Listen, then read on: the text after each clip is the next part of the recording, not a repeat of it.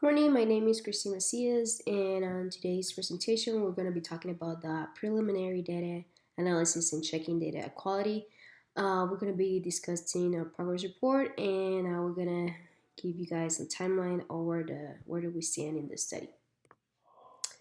First, in today's agenda, we're going to be discussing, of course, we're going to be discussing our introduction. We're going to have a list of the objectives. Also, we're going to, as we said before, we're going to be discussing our progress report, and finally, we're going to give you a timeline of where do we stand on our study.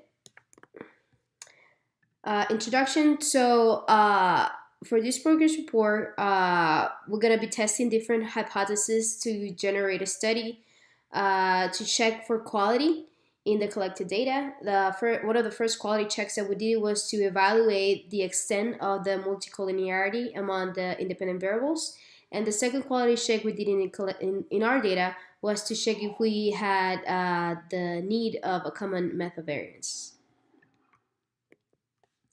The objectives for this presentation is to, like we said before, discuss the presence of multicollinearity in the data, and as well as to discuss the common method variance and its effects on the collected data. This is our table. This table was generated based on the data collected from the survey and by performing the two quality checks we talked about before, which is checking the multicollinearity in the data collected as well as the common variance method. So, sorry, I'm a little bit sick. So this data shows that, I don't know if you can see it. Let me move things around. There we go. So the data show, the table shows that the complementary acids has a direct correlation with early timing, and indicates that firms whose main focus is innovation are inclined to address environmental issues quicker than others that are not. Furthermore, there is a positive and significant relationship between innovation and the property pollution prevention technologies and the product issue. This relationship, as you can see on the table, indicates that the firms are more active when it comes to addressing environmental issues with a higher level of pollution prevention innovation than other issues that they may have. The presence of multicollinearity based on the data shown on this table indicates that there's no problem based on the variance inflation factors and examinations of conditions indices.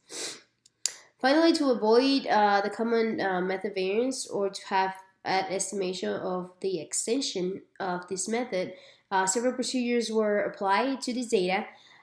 First, on the survey, to avoid or reduce the effects of consistent independence, the dependent variables were placed after the independent variables. Secondly, the method that we used to determine the common method variance was the Harman single factor test. And based on the data presented on this table, we can see that for both procedures, shows that the common method variance was not an issue in this study.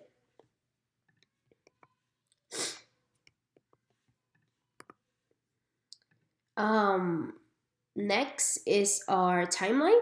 Right now, what we're seeing is that we already collected all the data from the survey. We apply these two methods to check for the quality of the data. And we analyze part of the data. We're still working on analyzing more data.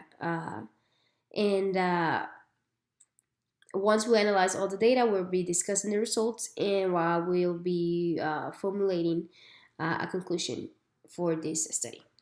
Thank you so much for your time. Have a great day.